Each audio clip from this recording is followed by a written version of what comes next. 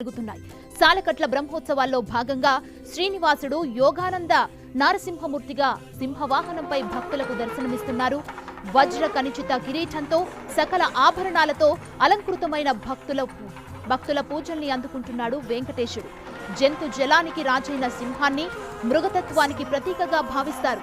ప్రతి మనిషి తనలోని మృగతత్వాన్ని సంపూర్ణంగా అణిచి ఉంచాలని, తలపైన ఆది దేవుణ్ణి ధరించాలని చెప్పడమే బ్రహ్మోత్సవాల్లో సింహవాహన ఉద్దేశం. అందుకు ప్రతీకగా సింహవాహనంపై శ్రీవారు దర్శనమిస్తారని భక్తులు భావిస్తారు.